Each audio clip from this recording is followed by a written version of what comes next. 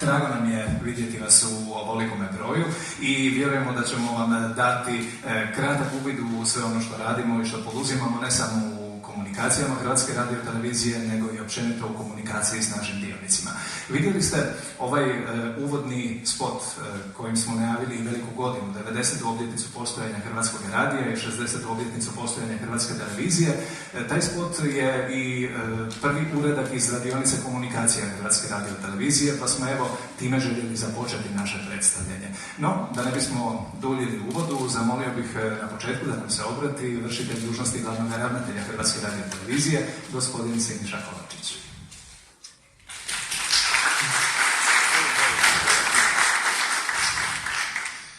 Poštovane članice i članovi Hrvatske udruge za odnose s javnošću, poštovana predsjednice, gospođo Kolarić, ispričavam se. Drago mi je da vas mogu pozdraviti na Prisavlju, u zgradi Hrvatske radiotelevizije. Hvala vam puno što ste došli zapravo u naše prostore, što ste došli k nama vidjeti što je to zapravo HRT, vidjeti našu snagu, jer često se mi moramo boriti s tom percepcijom u javnosti da našim korisnicima, našim građanima objašnjavamo da HRT nije samo dnevnik, nije samo prvi program ili drugi program Hrvatske televizije, nego da je HRT puno više od toga. Dakle, 4 nacionalna televizijska kanala, 8 regionalnih radijskih postaja, 3 nacionalna radijska kanala i 1 međunarodni radijski kanal. Plus naravno multimedijske platforme, plus naš dobro posjećen teletekst. Zadovoljstvo mi je pozdraviti vas i poželjeti vam dobrodošlicu. Kao što znate, HRT je javni medijski servis koji se financira iz mjesečne pristojbe, čiji su obveznici građani, te ima dužnost pravodobno i jasno izvješćivati o tome što i kako radi, kako posluje i kako troši sredstva s kojima raspolaže. Kao javni servis imamo mnogo veće obveze prema društvu nego drugi mediji i moramo voditi računa o interesima svih društvenih skupina, a naše su obveze jasno propisane što zakonom, što ugovorima s vladom Republike Hrvatske. Zato i u komunikaciju uložimo velike napore kako bismo i u tome bili što bolji. Ja se volim uvijek našaliti i reći da su zapravo da je javnost zapravo naš klijent i da zahvaljujući našem PR-u mi sa našom javnošću pokušavamo imati jednu dodirnu točku, a to je puna informacija. Dakle, puna i potpuna informacija.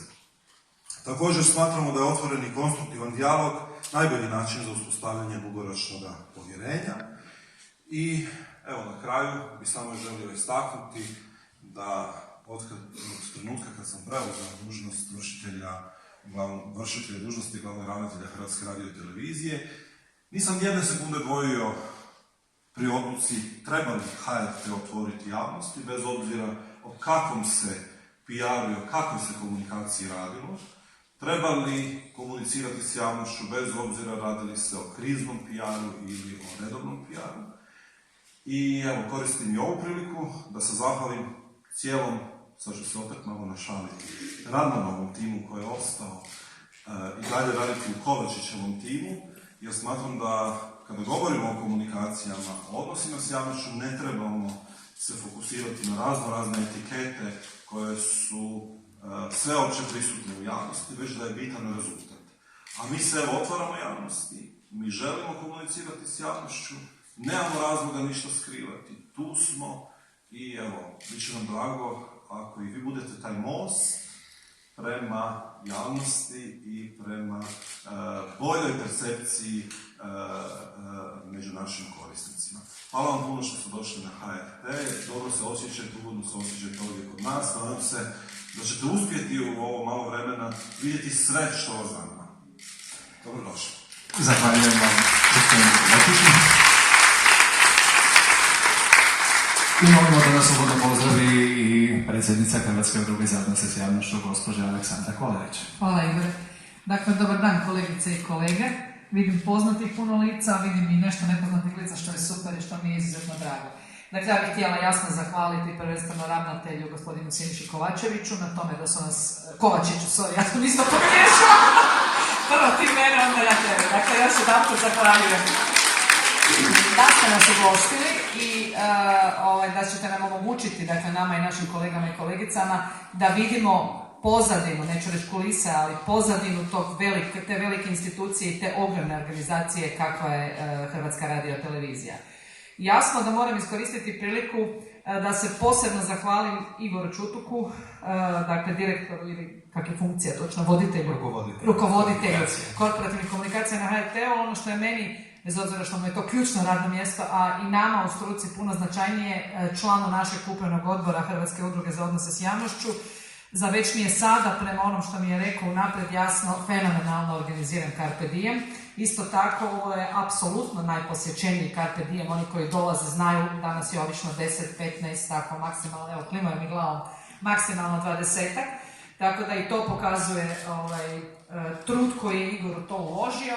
I inače bih se zahvalila Igoru za dobru volju, energiju, slobodno vrijeme koje ulaže u projekt Carpe Diema, koji koordinira sam u suradnji sa Majom i sa vama koji uđu u taj projekt. Što se tiče odnosa, struke odnosa s javnošću i medija, a naročito javnog servisa, taj odnos je kroz godine i kroz mjesece turbulentan uvijek bio i uvijek će biti.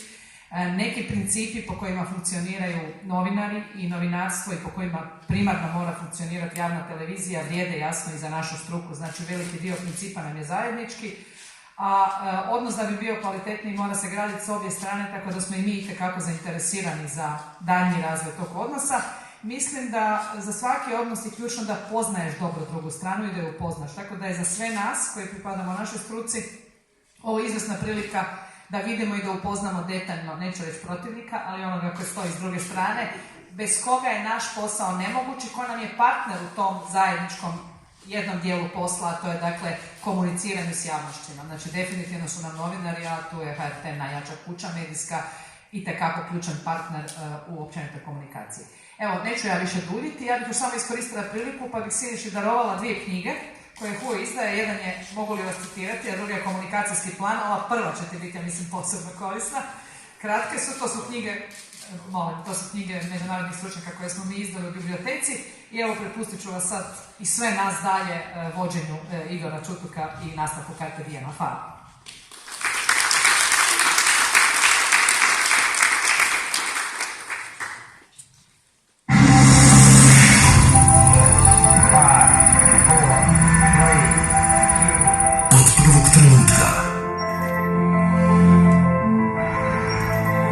Smo viziju. Dobro večer.